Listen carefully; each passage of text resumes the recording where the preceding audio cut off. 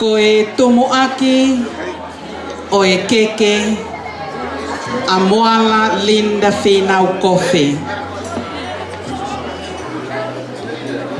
O kuhiki akia ai fihu fatofa.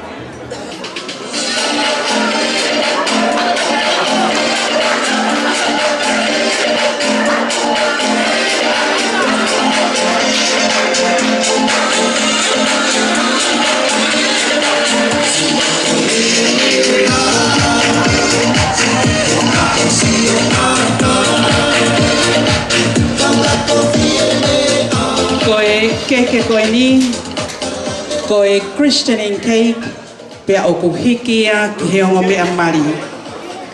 Kaiai hambari o kuhiki ai Tomoaki o i keke kia ki laua, koe uhi ko hona aho, koe Christianing cake. Te mo ave keke koe ni o tauhi, pea i he tāpua pea o tua, ka umai ki hona loto whare, e toki ngofua ke mo tofi keke koe ni, o share no mo ngahi family e he taimi e awe ai o baptaiso mo moi ki hiki. Ko ia uhiki ai keke hoi ni ma ai o mea mani. Vila, te ramo pala.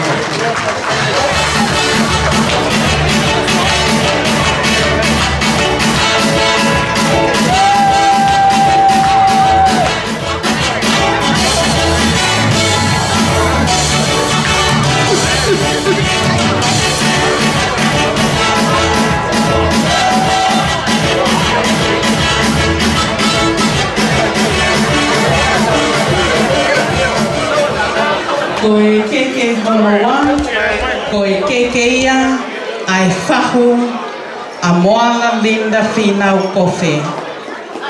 O kuhiki aki ia, ai ketonga whatuwha.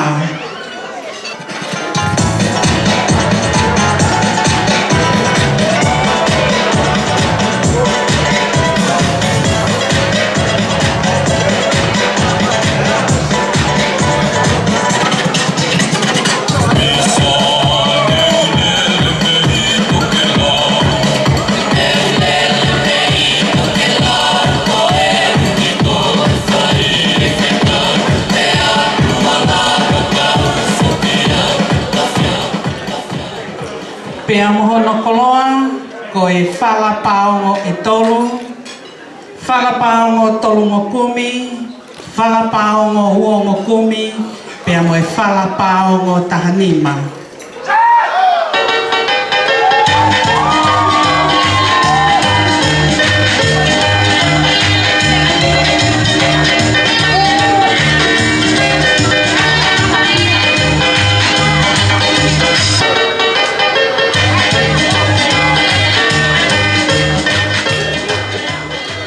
Awhiaki ai whātuwalo ngatu uri.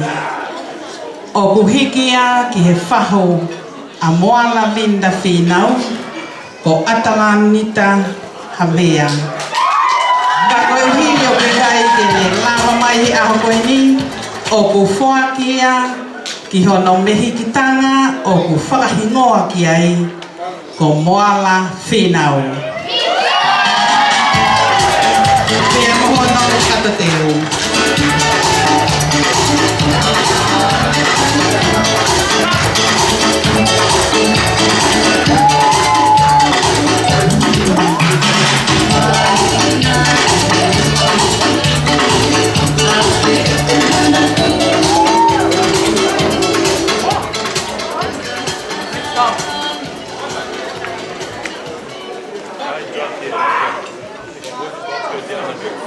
Tatakio, whakatangi, ai dance floor, ki he whatongia o kuhoko.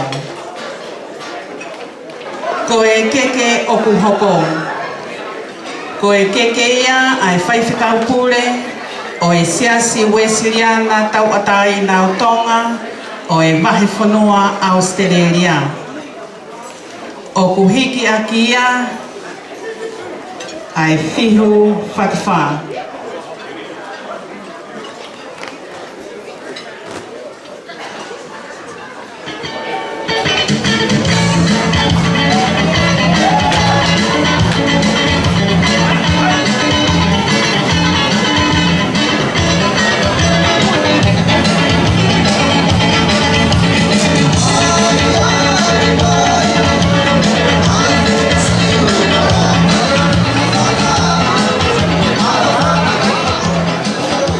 Pea mohono koloa, ko e whalapao ngō uongo kumi, au fi aki ai whātuwalo, pea mohono katoteu, pea mohono umu, ko e sila, ko e tola e tahawhi.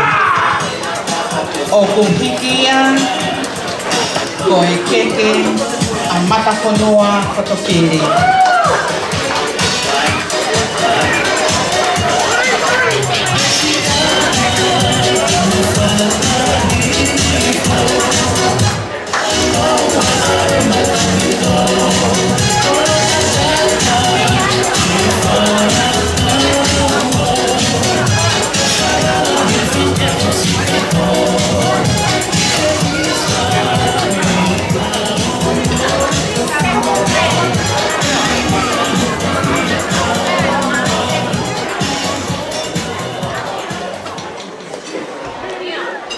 Ko e keke hono hoko. Ko e keke ia, ai pātere pure, palokia, ko e komuni o Belmoa, ko e senta ia, ma ai kainga rotu katolika tonga o Australia, pātere Henry Lonimafi. O kuhiki aki ia, ai kietonga whatuwha.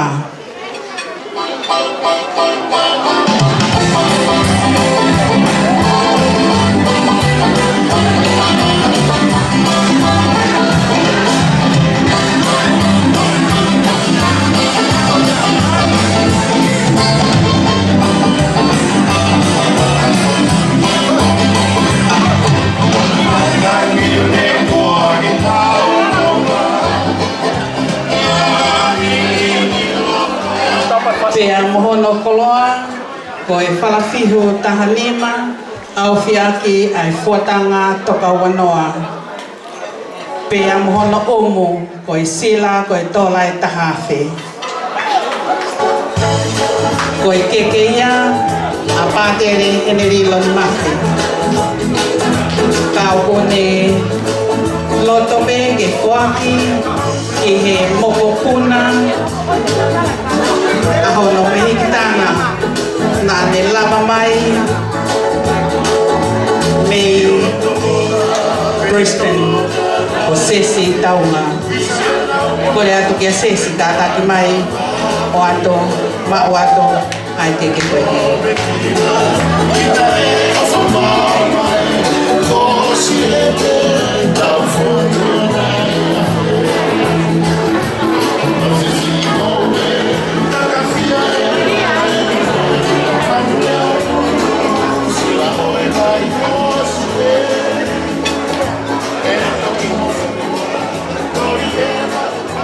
koe keke hono hoko. Koe keke ia ai whaiwhikau, ko Wesley tau whatua koi. O kuhiki aki ia ai whatua manene, pea mohono koloa, koe whalafihu tahanima, au whiaki ai fuatanga toka wanoa, pea mohono katoteu.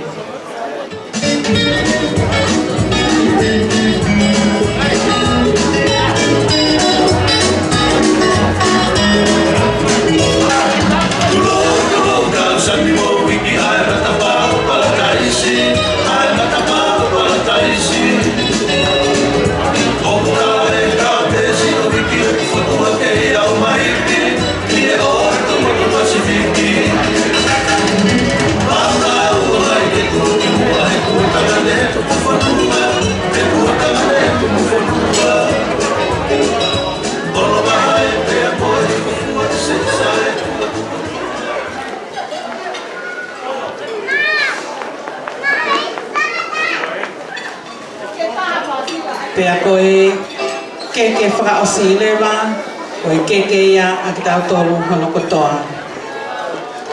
Te uhoko ato i lewa, ki he walamari o Moala Linda Whinau Gofe.